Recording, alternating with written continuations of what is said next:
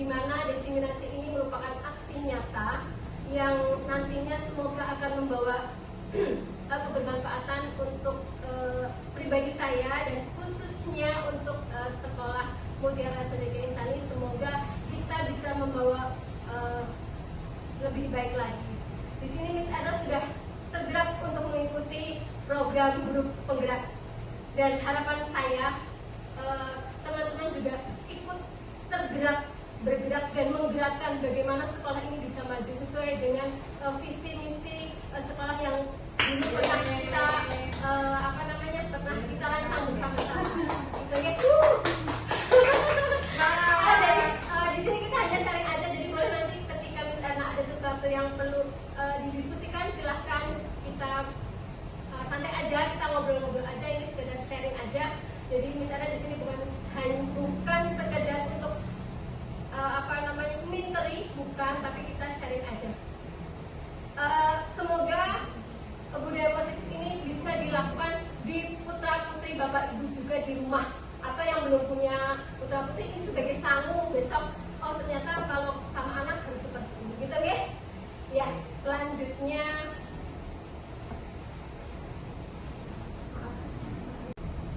latar belakang adanya program guru penggerak adalah mewujudkan murid yang berkarakter. Tentunya perlu ada lingkungan yang baik yang dapat menumbuhkan budaya-budaya positif. Hal ini dimulai dari penerapan keyakinan kelas dan kebiasaan sehingga akan menumbuhkan motivasi intrinsik dari anak yang perlu dipenuhi, sehingga tidak hanya hadiah atau hukuman, tetapi dia punya keyakinan untuk menuju tujuan kebenaran.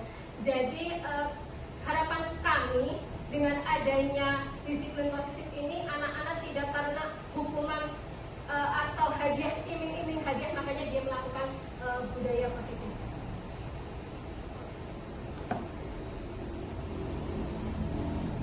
Selama hampir 3 bulan Miss Erna digembleng dengan melakukan pembelajaran modul lewat via Zoom. Di sini Miss Erna memberikan pemahaman atau nge-share bareng-bareng apa yang sudah Miss Erna pelajari, kemudian harapannya ini menjadi sebuah budaya positif yang tentunya dilakukan di semua kelas, tidak hanya kelasnya Miss Erna ya. Jadi harapannya tidak hanya kelas saya yang melakukan disiplin positif, tentunya kelas lain pun nanti akan bisa melakukan budaya positif. Kemudian mewujudkan disiplin positif ini juga merupakan keyakinan kelas dengan kesadaran sendiri. Teman-teman, apakah sudah membuat keyakinan kelas seperti yang kemarin kita bisa sampaikan? Insya Allah. Sudah. Nanti kita bareng-bareng kalau belum tidak apa-apa, nanti kita bareng-bareng bagaimana sih cara membuat keyakinan kelas yang benar. Kemudian yang ketiga, mewujudkan budaya positif dengan warga sekolah. Jadi tidak hanya saya guru penggerak atau kepala sekolah yang mempunyai tanggung jawab yang lebih, tetapi tentunya semua warga sekolah. Kemudian membangun motivasi intrinsik murid yang tadi. Jadi motivasi itu tidak dari karena iming-iming hadiah atau awas loh atau hukuman, tapi memang dari diri anak tersebut. Kemudian tujuan aksi nyata berikutnya adalah mewujudkan kemerdekaan belajar dengan memberikan kebebasan dalam penyusunan keyakinan kelas.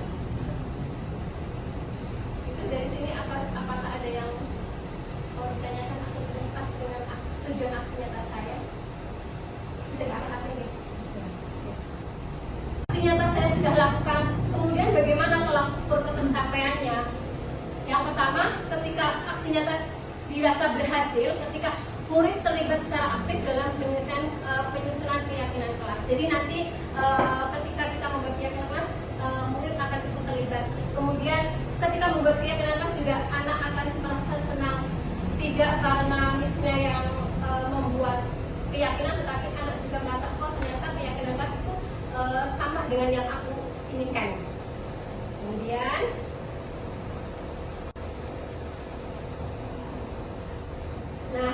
budaya konsep inti budaya positif. Jadi di sini kita akan mempelajari kalau misalnya sekarang lebih mengerucutkan lagi, ternyata ada 7 budaya positif yang nantinya akan kita pelajari bareng-bareng. Apa sih itu perubahan paradigma belajar, apa itu disiplin belajar, apa itu kebutuhan dasar manusia, motivasi perilaku manusia, posisi kontrol, keyakinan kelas, dan segitiga restitusi.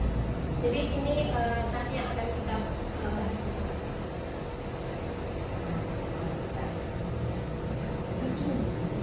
Tujuh nih. Nah, apa itu paradigma baru? Jadi pembelajaran paradigma baru adalah pembelajaran yang berdifferensi. Apakah berdifferensi? Nah, di sini tentunya teman-teman sudah paham ya. Jadi bagaimana ketika pembelajaran harus melibatkan minat anak, bagaimana pembelajaran itu sesuai dengan kebutuhan anak. Masih ingat teman-teman apa sih kebutuhan anak yang harus dipenuhi? Kebutuhan anak dalam pembelajaran, dalam membuat kegiatan. Apakah jangan-jangan ketika kita melakukan pembelajaran karena saya, hari ini saya mau ngasih pelajaran mengenal konsep angka 7, tapi ternyata anak-anak tidak suka. Nah, bagaimana cara melakukannya? Ternyata kita harus melihat karakteristik anak. Jadi bagaimana anak itu bisa mempunyai gaya belajar. Apa gaya belajarnya anak? 3. Masih ingat? Gaya belajar anak. Kinestetik, visual, audio. Nah, kita seharusnya jadi guru itu seharusnya itu harus paham kriteria anak-anak ini, gaya belajarnya anak-anak. Jangan sampai kita karena kita pakainya media laptop umpamanya, anak-anak semuanya harus konsentrasi ke laptop. Tidak seperti itu, teman-teman. Ternyata selama ini saya juga salah. Ketika anak-anak dihadapkan dengan untuk melihat laptop, ya sudah, ketika anak ada yang lari, ayo sini. Ternyata itu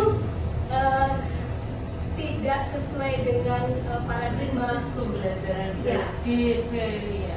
Ya, seperti itu. Oke, jadi kapan-kapan kita akan bedah lagi bagaimana sih pembelajaran yang baik untuk anak, yang sesuai dengan gaya belajar anak. Insya Allah kemarin kita sudah dapat tadi malam, kapan-kapan kita share. Jadi setiap malam itu ganti-ganti judulnya. Okay. Nah, tentunya ketika kita sudah memahami paradigma belajar, tentunya ada harapan perubahannya seperti apa, bahwa pendidikan itu menuntun dan berpihak pada murid. Teman-teman sudah melakukan itu? Sudah. Gimana teman-teman kelas lain? Sudah ya. Contohnya seperti apa, Miss? Menuntun atau berpihak pada murid. Pembelajaran seperti apa yang menuntun atau berpihak pada murid? Contohnya kan sudah melakukan, jadi contohnya seperti apa? Nggak, kita sharing aja, nggak apa-apa. Iya, nggak apa-apa, monggo. Ya, kemungkinan yang berpihak pada murid itu nanti ya misalnya kita menyediakan berbagai macam lain misalnya Ya. gitu. Jadi itu kan kita tidak ada pemaksaan di situ. Jadi misalnya anak-anak itu kan sudah ada konten di situ ya, artinya anak bermain itu ya istilahnya kita tidak memaksakan harus kamu di sini, harus itu. Yang mungkin anak-anak bisa memilih mana yang sekiranya dia itu senang, berminat gimananya. Tapi di situ juga kita pintar-pintarnya kita harus memasukkan apa tujuan pembelajaran kita yang ada di sini. Nah, betul, berarti di kelasnya juga sudah melakukan kegiatan menuntun dan berpihak pada murid. Sebenarnya kita ketika pembelajaran Rospat kita ternyata sudah melakukan itu, dan kemarin kita berdiskusi ternyata ketika kita mempunyai metode pembelajaran yang berbeda-beda, alangkah baiknya kita terapkan. Jadi tidak hanya Rospat terus ternyata. Iya, ternyata tidak hanya Rospat. Kemarin misalnya tanya apakah ketika kita bermain peran atau itu malah justru akan memodifikasi minat anak untuk belajar lebih, sehingga kita tahu anak ini gaya belajarnya apa. Itu kapan-kapan kita gabungkan lagi, Pak ya. Iya. Jadi ternyata ketika kita memilih satu metode itu, maksudnya untuk memfasilitasi minat anak atau gaya belajarnya anak belum terfasilitasi seperti itu. Selain main peran, Selain peran itu bisa lospat, bisa main peran lospat. Jadi metode-metode itu tidak monoton misalnya. Jadi kita bisa kolaborasi dalam 1 bulan atau dalam 1 minggu, seumpamanya kayak itu nggak masalah. Berarti kita dulu kan sudah baik ya Mungkin kalau dulu yang kita bentuknya sentra itu kali ya, Iya. bisa kita ini lagi. Iya. Itu salah satu sih, Iya. salah satu caranya saja. Tapi dibawa nanti kesepakatan bagian kurikulum tentunya. Begitu, kemudian berubah di student center. Nah, ini yang kita masih menjadi PR, kita masih ayo selesaikan. Mudah-mudahan kelasnya Miss Jula dan saya sudah tidak. Soalnya kelasku masih kayak gitu. Gitu ya. Kemudian pembelajaran secara berdifferensiasi sesuai dengan kebutuhan anak. Terus ternyata anak bukanlah kertas kosong, tetapi garis-garis putus yang samar, kemudian jumlah yang bertugas menambahkan. Jadi bukan kertas kosong yang kemudian kita oret-oret, tidak. Kertas kosong yang iya betul. Ini prinsip belajarnya tidak jadi orang tua, gitu ya. Sekali lagi, anak bukan kertas kosong yang murni kosong, tetapi anak adalah ada garis-garis putus yang kita wajib menebalkannya. Jadi potensi apa yang dimiliki anak kita nanti mengisinya. Itu kemudian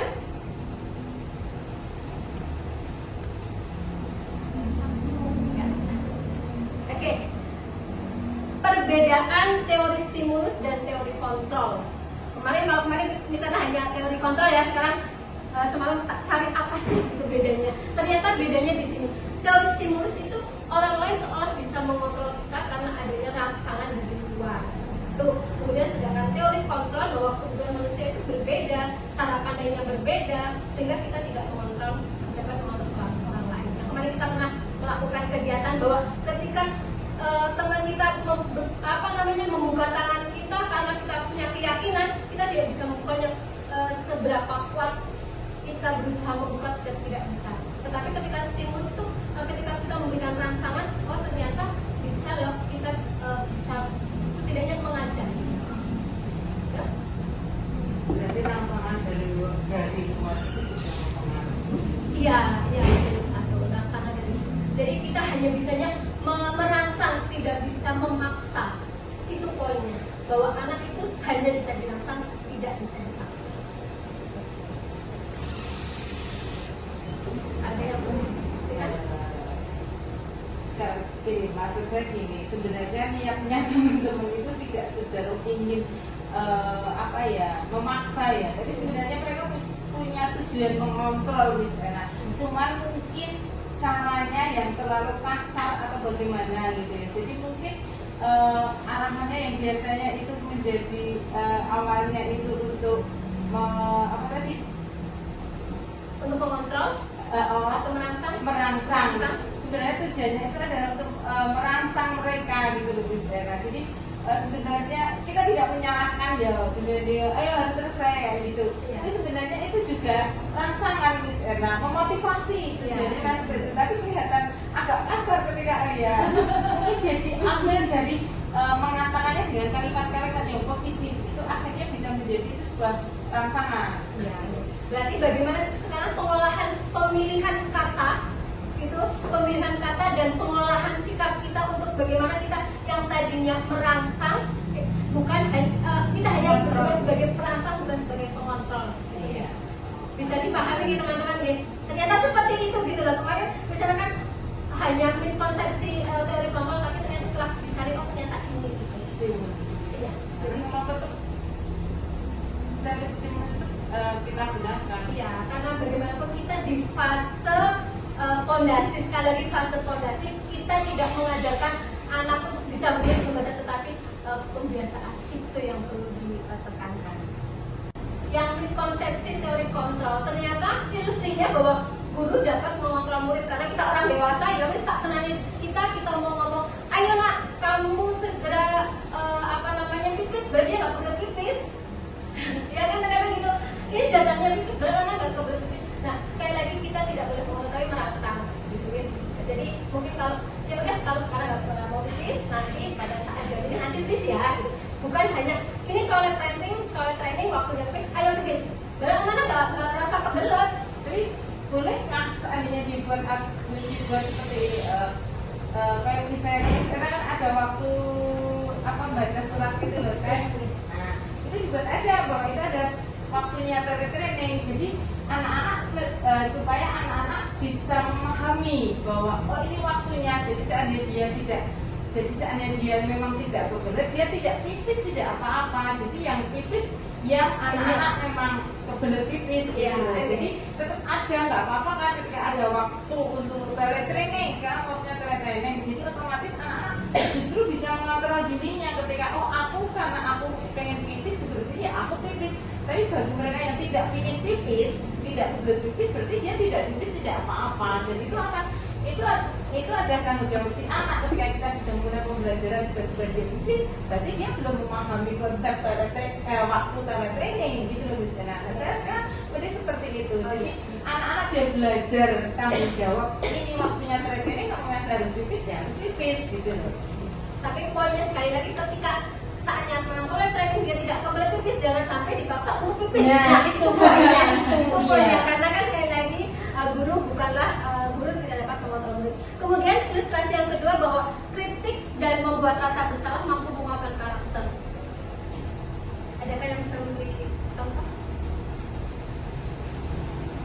Bahwa kritik dan membuat rasa bersalah mampu menguatkan karakter. Sebab akibat. Iya.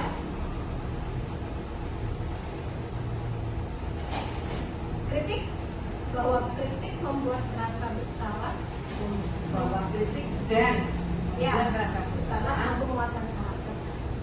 Jadi contohnya ketika ada anak yang apa ya, yang makannya nggak habis, ya terus kemarin lagi apa sih ya, terus dicerita, nah itu kasihan palingnya gitu gitu ya. Itu sebenarnya mengkritik dia merasa bersalah. Ya nanti akan ada posisi kontrol gurunya. Ya kayak benar itu saya. Jadi sebenarnya kita ngomong tapi kayak ngomongnya halus gitu. Nanti biar dia merasa oh iya. Itu ternyata tidak benar. Kemudian ilustrasi bahwa semua penguatan positif akan berefektif dan bermanfaat. Contohnya ketika anak tidak berani, ayo kamu pasti berani, ayo berani, pasti berani. Dan waktu itu anak lagi memang merasa tidak berani gitu kan, tapi kita, ayo pasti kamu bisa, pasti bisa. Tapi memang sekali lagi rangsang, kita memang perlu merangsang, tapi bukan, iya, ketika anak itu tidak mau, tidak boleh memaksa.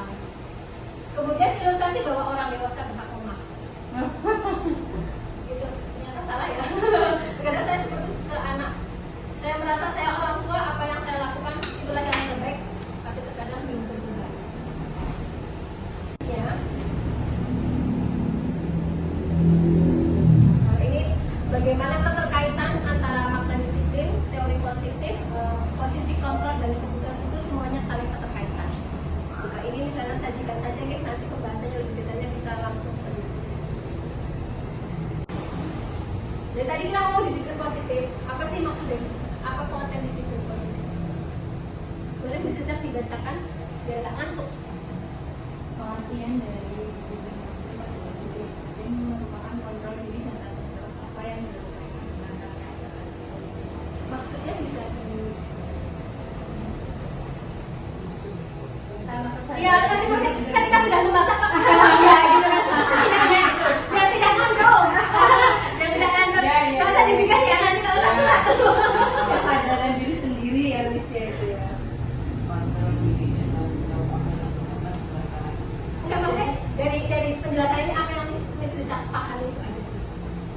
Jadi karena itu kan merupakan kontrol diri dan tanggung jawab. Jadi tanggung jawabnya ini pada anak Dia pada anak. ini sudah tanggung jawabnya anak. Jadi anak tidak berpikir karena ini ada di belakangnya di akhirnya ini ada imbalan lagi. Menurutnya Oke, terima kasih. Ada tambahan teman-teman? Menurutku, Silakan Miss Satu. menurutku harus selalu melenceng dari ini. Pada saat-saat tertentu itu kita memang pada saat-saat tertentu itu kita memang kadang harus memberi imbalan atau hukuman yang sifatnya tidak membuat anak itu merasa rendah diri atau membuat anak itu merasa takut. Kalau saya seperti itu, meskipun itu tidak benar, tapi kadang-kadang saat-saat tertentu kita memberi satu imbalan yang katakanlah bukan imbalan yang bentuk apapun ya, sekedar misalnya stiker atau apa, ketika dia sudah bisa melakukan hal yang terbaik atau kayak gitu. Terus aku menurutku sebenarnya itu masih bisa dilakukan sebatas itu tidak membuat harga diri dia turun atau membuat dia marah atau membuat jiwanya itu merasa ini misalnya kayak dihukum. Itu sebenarnya hukuman itu kita tidak akan menghukum dengan madep di pojok kaki diangkat, kan bukan seperti itu juga. Misalnya hal-hal yang positif, hukuman misalnya suruh menghafal surat Al-Fatihah, itu kan juga ada satu katakan itu ada suatu hukuman kayak gitu. Tapi menurut saya hal-hal seperti itu asal itu tidak membuat jiwa dia menjadi oh iya dia terus dia berbangga dengan berbangga yang tidak, yang berbangga dalam arti yang negatif atau hukuman membuat dia takut atau gimana, asal itu tidak menimbulkan itu, bagi saya itu adalah sah-sah saja. Boleh sih tidak apa-apa, tapi apakah nanti kita ketika kita benturkan dengan teori berikutnya, apakah hukuman dan imbalan penuh kita lakukan? Iya. Selanjutnya ya, nggak apa-apa, maksudnya ini kan hanya kita masih belajar di sini, jadi ini wacana dari bukan wacana, ini konteks pemahaman yang dari satu. Ada lagi teman-teman? Cukup? Nah sekarang tujuannya apa sih disiplin positif itu? Tujuannya adalah agar anak melakukannya dengan kesadaran sendiri dan perasaannya dan penerapan disiplin berusaha untuk menumbuhkan kesadaran dan perasaan tidak nyaman. Jadi sebenarnya biar gini, jadi ketika aku terlambat ya, aku tuh sebenarnya malu sama teman-teman loh. Sebenarnya itu jadi bukan karena dia ya wes lah aku terlambat baik gitu, bukan seperti, tapi bagaimana anak itu merasa tidak nyaman karena dirinya sendiri, bukan karena ketidaknyaman karena aku terlambat mesti aku tidak boleh masuk kelas, atau nanti kalau aku terlambat nanti aku tidak dapat stiker, atau aku terlambat tidak bisa jadi pemimpin, bukan itu. Tapi pada kenyataannya bahwa dia biar merasa tidak nyaman aja dengan dirinya sendiri. Kemudian apa sih harapan guru dengan adanya disiplin positif? Ayo dengan dibaca deh. Harapannya dulu adalah anak mampu menerapkan disiplin positif di dalam dirinya sendiri tanpa paksaan dari orang lain untuk membangun perilaku sesuai dengan nilai-nilai kebajikan yang dia punya. Maka bisa, boleh kalau mau berpendapat silakan. Maksudnya boleh. Ya jadi melakukan satu tanpa paksaan. Iya, ya. Oke, setuju. Nah itu disiplin positif. Kemudian, ya. Sharing aja ya. Ya, silakan. Ini dulu tuh ada ya. Boleh silakan Paham ya. Mungkin kalau sudah baca ini salah penjelasan jangan kalau ambil semua itu namanya sudah paham. Kalau misalnya terlambat dia itu merasa nyaman. Tapi nggak nyamannya kan dia terlambatnya tuh karena enak di rumah, maksudnya dari kondisi rumah gitu loh, kondisi rumah yang orang tuanya harus ini dan akhirnya si anak jadi nggak nyaman. Maksudnya itu cuman ya jatuhnya kasihan sih karena sebenarnya si anak sudah paham, cuman tidak tidak dibarengi sama orang tua yang support mungkin gitu ya, misalnya kayak gitu. Itu kan faktor ekstra yang maksudnya si anak gitu ya.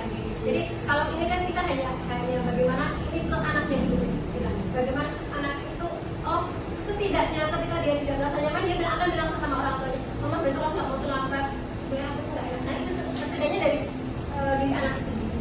Nanti untuk berikutnya mungkin ada trik khusus ya. Saya belum dapat ilmunya.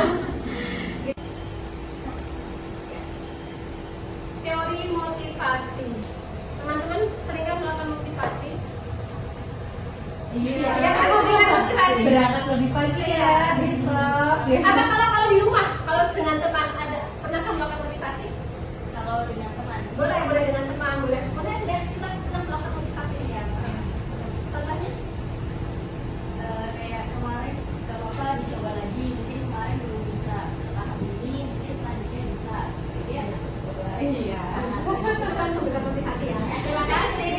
Nah, ternyata ketika kita memberikan teori motivasi itu terkadang menghindari ketidaknyamanan atau hukuman. Nah, ketika motivasi itu karena untuk menghindari ketidaknyamanan atau hukuman, berarti itu dari eksternal, dari orang lain. Ciri-cirinya, ciri-ciri orang yang termotivasi selalu bertanya, apa yang akan terjadi ya jika saya melakukan ini? Karena sebelumnya mereka sudah menghindari permasalahan yang muncul dan berpengaruh pada dirinya, baik fisik atau psikologis. Jadi ketika dia sudah dimotivasi, terus saya melakukan ini, terus gimana akibatnya? Berarti itu kan dari orang lain, bukan dari dirinya sendiri. Kemudian dari motivasi berikutnya adalah ini yang harusnya motivasi itu dari internal anak. Bagaimana untuk menghargai diri sendiri, menjadi orang yang mereka inginkan dengan nilai-nilai yang dipercayainya, bahwa ketika dia melakukan itu ya, oh ini sesuai dengan nilai-nilai yang dipercayai. Contohnya ini sebenarnya kebutuhan dasar manusia. Ternyata manusia itu membutuhkan ini semua. Kalau ini tidak terpenuhi, mungkin ada sesuatu kegagalan yang kita tidak dapat dilakukan. Tapi ketika ini terpenuhi, ya akan membawa keberhasilan. Jadi kebutuhannya ada bertahan hidup, kasih sayang, penguasaan atau power, kebebasan atau kesenangan. Ya, bikin contoh. Contoh untuk bertahan hidup itu kan ada makan. Contohnya seperti apa? Dari mana dulu? Saya. Ya kita nggak langsung. Jadi contohnya manusia yang memiliki kebutuhan dasar, contohnya makan, kan? Nah, terus lebih mendalam lagi. Ini contohnya gini, ketika kita melakukan perbuatan sebenarnya kita iya, ketika kita lapar gitu berarti kita perlu makan. Ketika kita merasa iya bukan bekerja gitu. Ketika kita membutuhkan, kita berada di lingkungan kayak gini kan, mungkin ada teman-teman yang aku kok gak nyaman ya di sini. Pasti akan berbeda perilakunya, iya nggak sih? Iya nggak sih? Kan? Terus ketika kita menginginkan penguasaan atau power, semuanya ketika teman-teman kepingin sesuatu gitu kan, mungkin semuanya kalau di rumah itu kayak apa ya, menjadi pemimpin dalam rumah. Contohnya kita punya keinginan, tetapi karena siapa ya?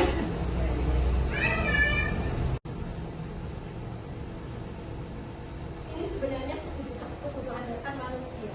Ternyata manusia itu membutuhkan ini semua. Kalau ini tidak terpenuhi, mungkin ada sesuatu kegagalan yang kita tidak dapat dilakukan. Tapi ketika ini terpenuhi, ya akan membawa keberhasilan. Jadi kebutuhannya ada bertahan hidup, kasih sayang, penguasaan atau power, kebebasan atau kesenangan. Ya, bikin contoh. Contoh untuk bertahan hidup itu kan ada makan. Contohnya seperti apa? Dari mana dulu? Saya. Ya kita nggak langsung.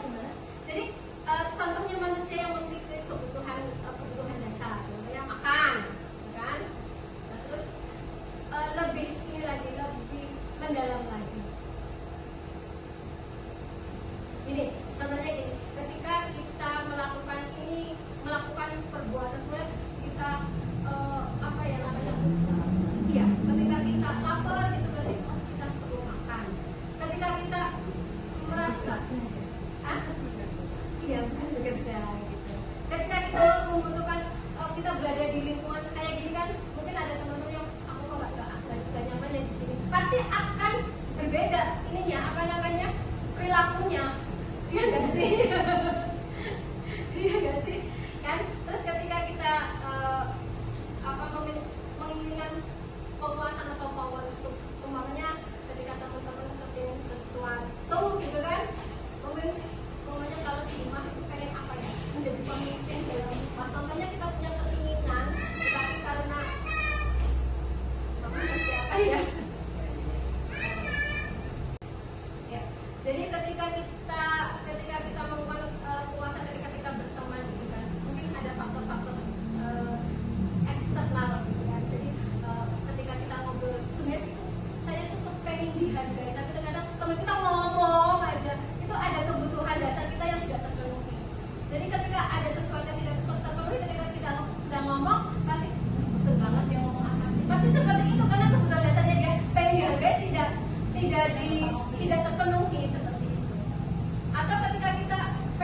kebebasan, seumpamanya pada saat kita lagi rapat sebenarnya pulangnya jam 3 gitu kan, tapi ternyata molor setengah 4, terus ada rasa nggak enak lah atau seperti apa, itu dia berkaitan. Jadi bagaimana 5 kebebasan manusia ini harus terpenuhi. Terus akibatnya apa?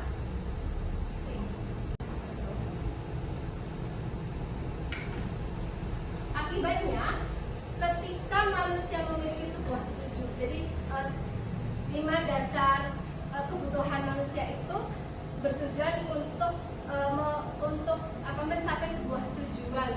Ketika kita memenuhi sebuah kebutuhan, sebenarnya kita sedang memenuhi.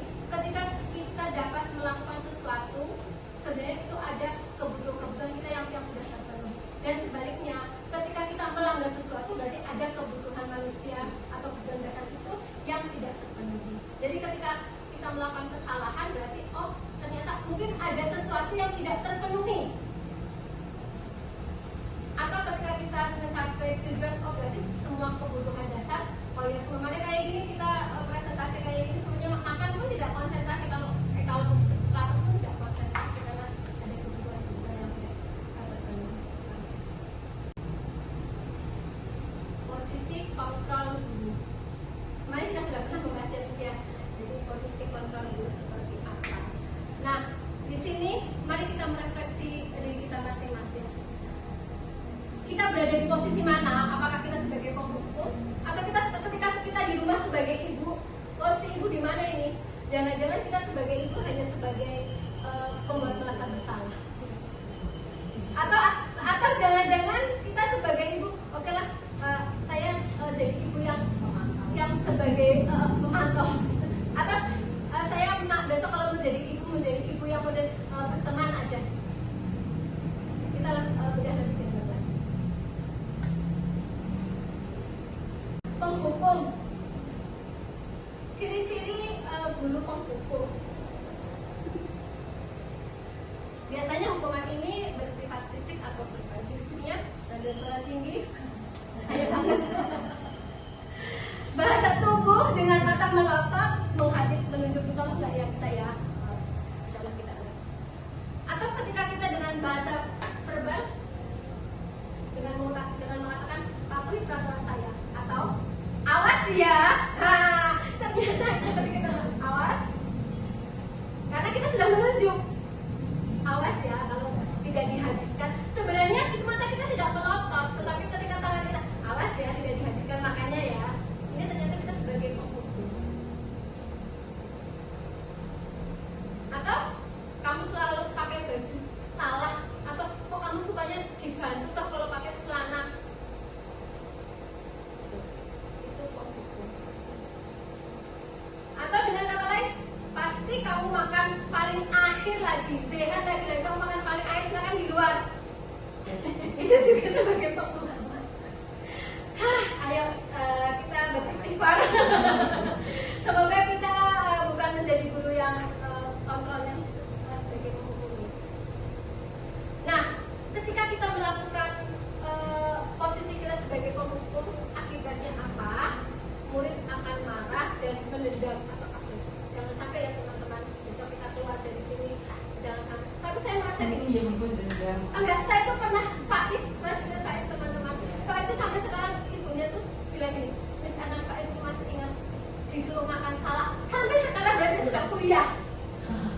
Itu kan ternyata kan dia mendendam sama saya, berarti dulu dia tuh hanya saya makan salak, dia nggak pernah waktu itu ya belum tahu ilmunya ya, jadi agak memaksa gitu. Nah ternyata sampai sekarang Faiz masih ingat kalau ketika dia bilang Faiz masih ingat Miss Anak ingat yang maksa makan salak. Dan berarti tuh oh iya ya, berarti saya dulu melakukan ini posisi saya sebagai penghukum. Akibatnya sampai sekarang Faiz kalau ingat saya ya misalnya yang maksa makan salak. Itu ya, mudah-mudahan bisa segera saya segera insaf. Kemudian membuat merasa bersalah. Ciri-ciri suara lebih lembut dari yang tadi, menggunakan keheningan yang membuat orang tidak nyaman, rendah diri dan merasa bersalah. Kemarin semalam di sana diskusikan bahwa yang disampaikan Miss Miss Tuti bahwa kita tidak apa-apa sekali-kali bilang bahwa maksudnya biar anak memahami perasaan kita. Ternyata itu tetap salah, Miss, tetap buat salah. Saya gitu, saya nggak sama bisnya. Iya, iya. Sebenarnya kayaknya saya, cuman kok penekanannya juga Ya ternyata itu membuat bagian merasa bersalah. iya, bagaimanapun tujuannya itu hanya sekedar sekali dua kali sekata Meminta dirinya. dosen saya seharusnya Dipahami. tidak melakukan itu walaupun hanya biar anak merasa bahwa kita itu sedang capek, bahwa kita itu sedang tidak baik-baik, tapi sebaiknya tidak melakukan itu karena itu Meminta dipahami ya. gimana satu? Meminta dipahami. Iya. Gurunya minta dipahami. Iya. Atau Sebenarnya kalau tidak meminta anak-anak sudah paham itu nggak masalah ya. Tapi ketika ya memang kalau misalnya memang itu tidak benar, memang tidak benar karena itu kita sudah masuk ke sensenya dia, ke perasaannya dia kan gitu toh poinnya. Tapi ketika tidak perlu diminta tolong dong, misalnya capek misalnya gitu, kalau misalnya si anak yang bilang tanpa gurunya yang bilang tolong, misalnya capek ya sudah itu hal lain iya, ya, itu kan masalah pemahaman si ya. anak, iya. Tapi kita jangan sekali entah itu faktor sekali saja jadi anak tidak bisa. Maksudnya kalau bisa tidak mengucapkan itu. Nah, saya nggak sama bisa. Sebenarnya kita tahu kok kalau anak-anak saya tidak perlu kita membuat pembenaran bahwa kita pengen Konteksnya yang bersih. Iya, iya. Ayo kita belajar untuk mengolah kata menjadi lebih baik lagi. Kita gitu. Ibu sangat kecewa sekali dengan kamu. Atau dengan pasangan mungkin ya jangan ya maksudnya terkadang kita biar pasangan itu tahu bahwa kita itu tidak sedang baik-baik saja gitu. Tapi mungkin pengolahan kata-katanya yang bisa Kalau kayak gitu itu bisa biasanya body language juga menentukan. Ya enggak sih? ya gitu ya. Terus akibatnya ketika kita membuat merasa bersalah, menjadi murid merasa menjadi orang yang gagal dan tidak membahagiakan orang lain, dan terusnya akan tertahan karena jadi di jiwanya tuh kok aku kayak nggak menyayangi loh. Jadi tidak usah kita meminta pembenaran ya, meminta untuk anak menyayangi kita, pasti dia anak menyayangi kita gitu ya. Sekarang saya nggak sama Muslim. Jangan sampai ucapan lagi kita pilih bahasa yang lain. Sebenarnya itu konteksnya aja bisa nanti sayang dalam artian itu kan biasanya terkadang anak itu kan pas yang tidak mematuhi aturan kita gitu ya. Saya nurut nggak itu yang sering kita itu halus tapi kok ya menyakiti ya gitu loh ya. Itu yang istilahnya mungkin masih sering ya kita lakukan. Jadi saya terus sama misnya, ayo toh ikut ke sana, ngikutin misnya. Nah itu kan mungkin itu ya lebih masih seperti itu. Baiklah. Apalagi ketika anak-anak tidak habis makan, saya tuh dulu pernah melakukan ini kan sama anak-anak yang nggak habis makan. Ayo tuh segera dihabiskan, kasihan kan sama misalnya itu udah belum capek nanti teman-teman. Ternyata itu berarti saya sudah melakukan dua kesalahan, menjadi guru membuat merasa bersalah. Hilaf ya. Kemudian di sini guru menjadi teman. Ciri-cirinya nada suara ramah, akrab, bercanda, tubuh selalu merapat pada murid, terus senyumnya senyum ya apa ya lebar gitu ya. Komanya Ayo bantulah ibu ya, nah, gitu kan. Terus ayo inget nggak dulu kamu bisa melakukan itu karena dibantu ibu loh ya. Jadi kayak mengungkit-ungkit apa yang kita sudah lakukan biar dia itu anak itu oh iya ya dulu kan aku gitu. Jadi kita seolah membantu anak dengan Kemarin kamu udah bisa loh. itu yang sekarang langsung ketiga itu bisa biasanya ya sudah kali tidak mengapa. nanti dibantu ya. Itu memang kayak kita sebagai temannya ya wis nggak apa-apa. Sekarang kamu kesana dulu, nanti yang ini biar Mister yang menyelesaikan. Hari ini bonus. Hari ini bonus, nah besok bonus lagi, bonus terus.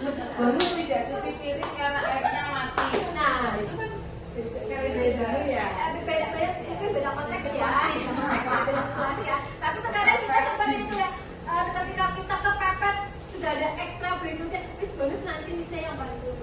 iya sih, itu memang akibatnya anaknya merasa akrab. Kayak sekarang kan dulu kan semester berapa itu Atali kan pernah dekat sama saya ya, karena apa-apa pasti saya mengiyakan. Tapi ternyata salah, makanya sekarang ya sudah bagaimana saya. Sadar. Iya, bagaimana saya tidak harus menjadi temannya dia biar dia bisa ke misi yang lain. Adakah misi yang punya teman di kelas dengan anak-anak? Semuanya teman. Semuanya Temannya misalnya itu si Sabira sama dan Sivanka. tapi dalam konteks ada yang Ya, teman dalam konteks yang lain ya. Jadi ini dalam konteks Kalau disiplin konteks positif ini ya kita istighfar itu kita berubah. istighfar ya teman-teman. Tobatnya tuh Tidak terbayangkan. iya. Hanya dulu tidak terbayang itu ya sebenarnya kita sejak awal karena ketidaktahuan itu tujuan kita itu baik. Keyakinan kelas ya silahkan kalau tinggal nanti kan kemudian keyakinan kelas kalau kamu melakukan kesalahan ya besok konsekuensinya ini. Jadi hanya sebagai pemantau dia tidak melakukan apa-apa, dia tidak menghukum, dia tidak menghardik, itu seperti itu. Oke? Nah ini paling apa ya lebih tinggi derajatnya. Bagaimana kita sebagai seorang guru yang posisinya adalah manajer? Bisa nggak ya kita sebagai manajer? Apa yang harus kita lakukan? Melaksanakan sesuatu bersama murid, mempersilahkan murid untuk bertanggung jawab dengan perilakunya dan murid diminta untuk mencari solusi ketika ada masalah. Jadi bukan kita yang mencari solusi, tetapi murid. Kemarin saya melihat ketika siapa ya, Seva rebut balonnya si itu kan mukanya itu tuh beda banget, tapi Mijilah berusaha kayak semacam ya apa namanya, Mijilah malah mencari solusi, Miss minta tolong ini balonnya ini habis gitu. Nah setelah itu harusnya Mijilah bisa melakukan bahwa dia apa yang dia lakukan tidak menjadi seolah-olah membenarkan si Seva ya nggak apa-apa balonnya direbut, balonnya pecah, nanti Mijilah yang mengganti balonnya. Harusnya mungkin Mijilah next ketika ada anak seperti itu, keesokan harinya kalau ke mereka kayaknya kita tidak bisa melakukan validasi ya karena waktunya. Kalau saya pribadi mungkin karena nggak enak ya orang tua dua-duanya. Nah, iya. Nah, mungkin kalau konteksnya pas anak sama anak mungkin dia bisa. Iya. Tapi kalau dari orang tua tuh jadi Tiga restitusi. Iya. gimana ya? Iya, Kalau ada iya, Kalau orang tua tuh jadi iya. gimana? Tapi itu kan permasalahannya belum selesai ya, belum. Iya. Belum restitusi ya. Nanti Mijilah hari berikutnya melakukan restitusi ke siapa? Ke Seva. Jadi biar tidak besok dia ketika dia ada balon lagi dia asal merebut. Itu yang Mijilah. Kita Saling mengingat. saling mengingatkan. Aku juga nggak enak sama kalau Boji itu kan rumahnya udah langsung Pas gimana? Pas di sini kemarin. di depan. Ini dilewati ya. Aku nggak tahu. Hah? Tahu nggak? Ini yang tadi sebenarnya ada videonya tapi ini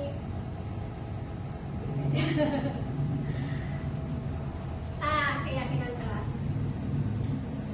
Bisa tuh mau masukin video tapi malam sudah sampai jam 2 unduhnya lama banget jadi belum sempat saya masukkan videonya. Kapan-kapan link aja. Kenapa? Linknya di situ. Ada contekan langsung gitu. Itu ya, tapi masih di handphone. Oh gitu. Gitu. Nah, keyakinan kelas tempatnya Mijilah sudah keyakinan kelas bagus, sudah keren istilah. Tapi setidaknya keyakinan kelas itu dibuat bagaimana cara pembuatannya adalah bersama-sama. Misalnya sudah ada keyakinan kelas saya? Iya. Sudah belum? Belum. Enggak, maksudnya kita jangan. Maksudnya ada secara tulis ya. atau kalau secara lisan mungkin kan ada beberapa. Nah, Yang akan berjalan sosial itu. ya. Jadi kan keyakinan kelas itu kesepakatan yang dilakukan. kesepakatan kelas bukan peraturan kelas. Jadi kita jangan sampai peraturan kelas hari ini ya, tapi kita buat kalimat ya. Kalau yang kelas berjalan. Ya, karena keyakinan kelas akan membuat anak lebih termotivasi untuk tergerak dan bersemangat menjalankan keyakinan kepada sebuah peraturan. Ya. Itu buat efek Iya. sama anak-anak.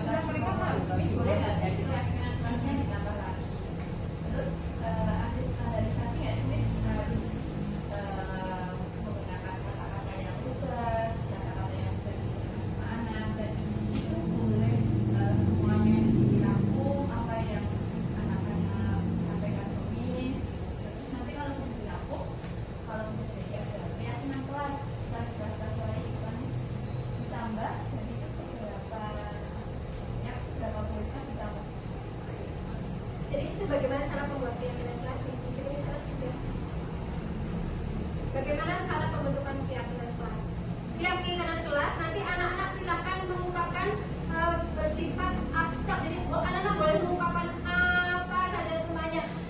Keyakinan kelas kita boleh semuanya dari siapa satu-satu gitu. Nanti boleh anak-anak ketika mengungkapkan kata menyampaikan kalimatnya langsung aja ditulis semuanya. Tidak lari-lari di kelas boleh ditulis tidak lari-lari di kelas. Terus kamu apa? Makan tidak berdiri atau apa tuh semuanya ditulis Miss. Semuanya ditulis. Nanti setelah itu kalimatnya berupa kalimat pernyataan. Terus setelah semuanya terkumpul kemudian cari kalimat positif kita yang merangkai semuanya. Tidak lari-lari di kelas. Nah kita ganti. Oke, tidak lari-lari di kelas maksudnya apa? Aku berjalan di kelas. Nanti tulis berjalan di kelas. Nah di sini seyogianya kita membuat keyakinan kelas 3 sampai 7 kalimat 7 perintah saja, 7 pernyataan saja, 3 sampai 7. Jangan sampai banyak. Kenapa? Takutnya naik banyak lupa. Kami sudah melakukan keyakinan kelas. Insya Allah ketika saya bilang ada anak yang lari-lari, keyakinan kelas